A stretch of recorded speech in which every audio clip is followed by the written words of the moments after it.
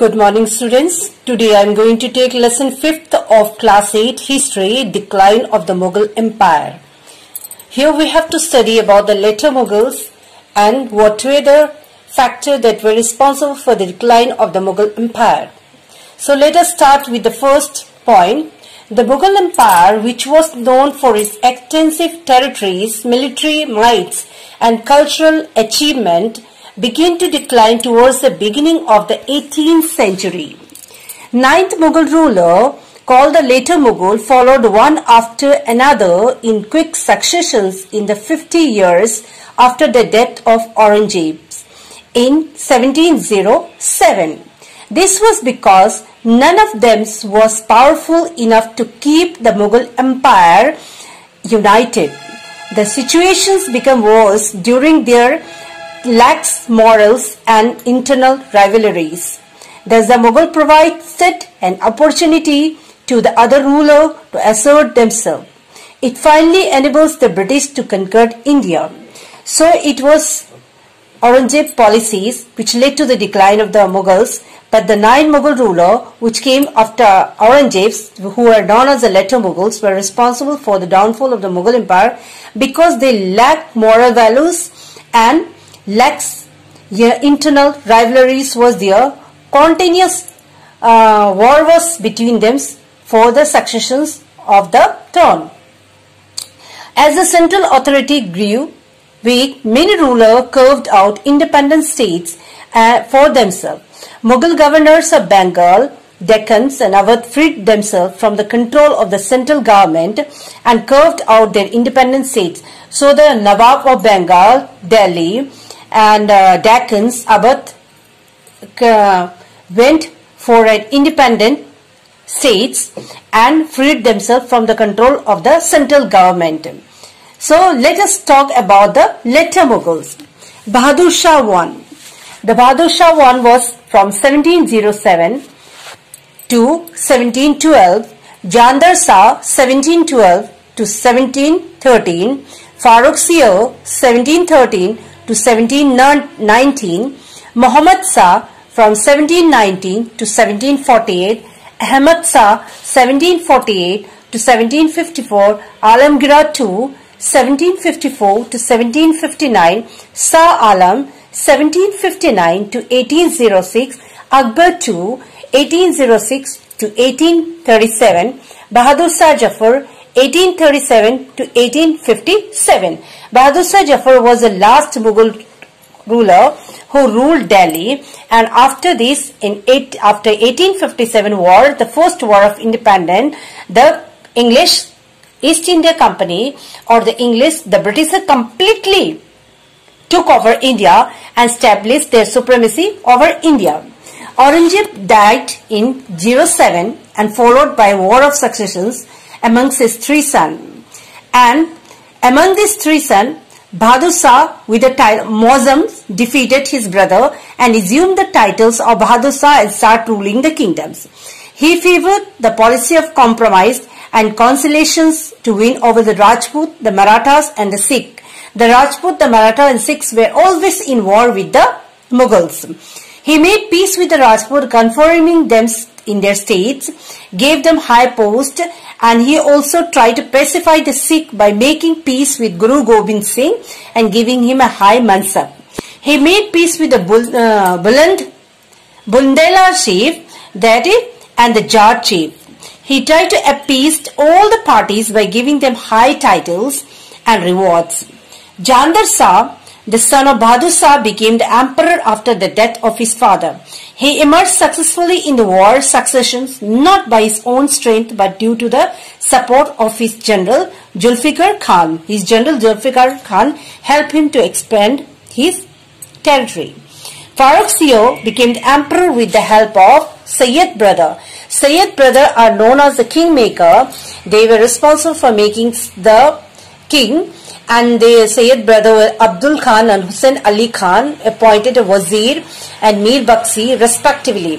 Farrukh Siyar was incapable ruler and Sayyid brother controlled over the affair of the states.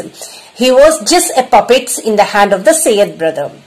And at the same time, the Rajputs were there and they won the Rajputs. The Rajputs were won by this, by giving them high positions in the administrations, grant the Marathas the Swaraj and right to collect the Chaut and Sardasmukhi of the 6 provinces of the Deccans. That is the tax which the Marathas used to collect. The Sayyid brothers strangles Farrukhsio to death and raised 3 rulers in successions like Rafi-ud-Darjat in 1719, Rafi-ud-Dullah in 1719 and Muhammad Shah 1719 to 1748. For this reason, the Sayyid brothers are known as the kingmaker in the history of the Mughals. Now Muhammad Shah. Muhammad Shah his rule lasted for 30 years, but he was a very weak ruler who lived a life of luxury. During his reign, Nizam-ul-Mulk and Saadat Khan, Murshid Khan, Kul Khan set up enormous states in the Deccans, Awadh and Bengal respectively and start ruling there.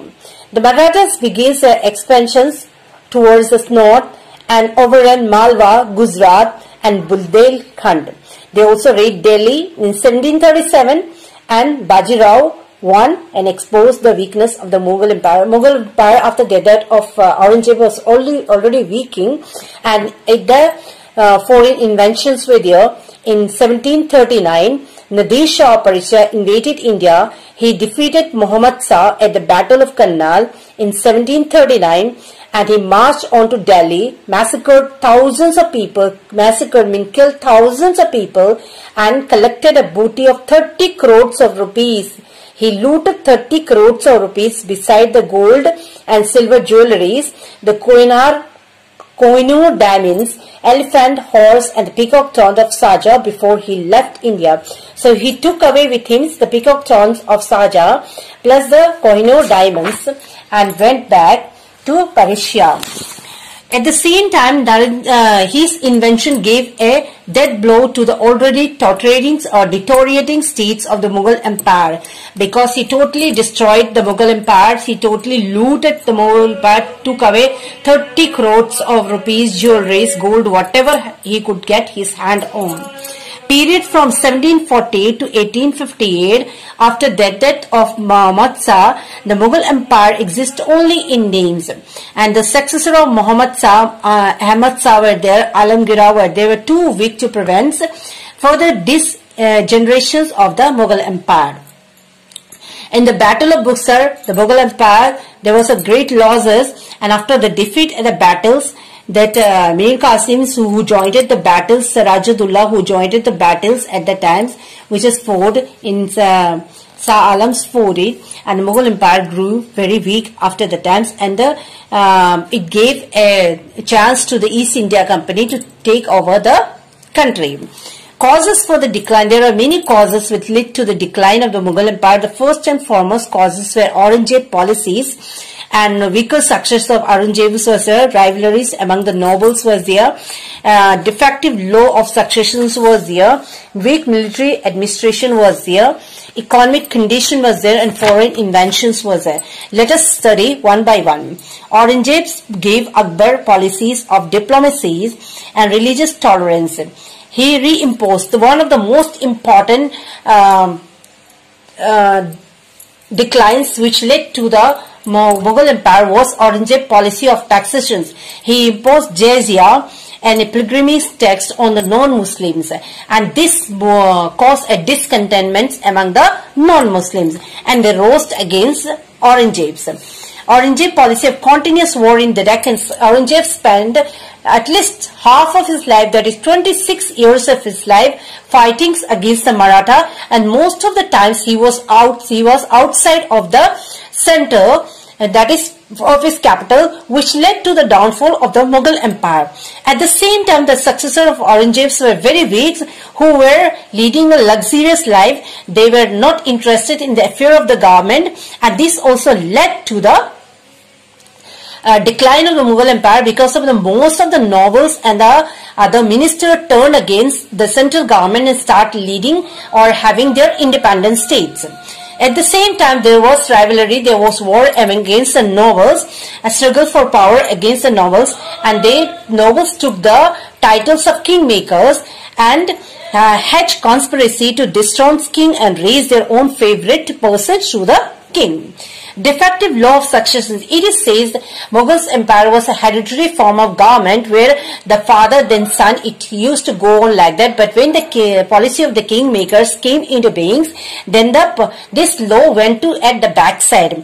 The Mughal did not have a law of primogeniture, that is, it is a law where the eldest son could be rightful successor to the throne. Since the kingmakers were there, whoever they want, they could put them on the throne. So this also was a weak point in the administrations of the Mughals. Second, weak military administrations. There were some inherent defective in the Mughal military administrations. The Mughal army was organized more or less on the feudal line, where the common soldiers owned allegiance to the Mansabdar rather to the emperor. Thus, soldiers were more responsible to the Mansabdar than to the emperor, and they believed in their own and cared for their own personal comfort and less on winning the battle. So it also led to the downfall of the Mughal empire. In the numbers of Mansabdar to be assigned Jagirdar, and it also says the Mansabdar were given Jagir land in matter of or in place of money, and in this way most of the emperor land or most of the crowned land was converted into Jagirdar, which were given to the Mansabdar, and in course of times the land was less, more Mansabdar were there, which led to the downfall of the Mughal empire, because now they could not pay the Jagir to the Mansabdar, and the Mansabdar went on settling in their own territory, having their own independent states. At the same time, economic condition was deteriorating because during the closing year of Aurangzeb's rules, agriculture was ruined due to long drawn war and high tax. Jagirdari crisis was there, famines were there, many of the handicraft and industries were already destroyed, and trade, commerce, industry suffered due to scarcity of raw materials, insecurity and endless war. At the same time, so many foreign inventions were there. The foreign invaders came to India, they invaded India, took away whatever they could lay their hand on, and the Persian ruler, especially Nadir Shah, quietly destroyed, took away most of the jewelries, gold, silver, whatever he could get to his own country. But Muhammad Shah had to cede to all the territory of West Indies from Kashmir to Sindh.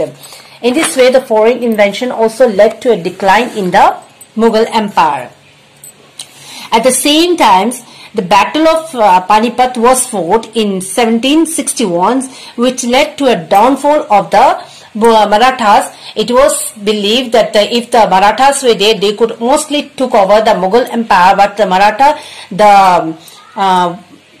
the declining of the Maratha also led to the declining of the Mughal empire. And after this, in the East India Company, schemes of territorial conquest was revived during 1740, and the invention of Nadir Shah also revealed the decline of central authority and gave the British an opportunity to expand their political control over India. And during the Third Battle of Panipat, the Afghan further helped the British to become the master of the East India, master of the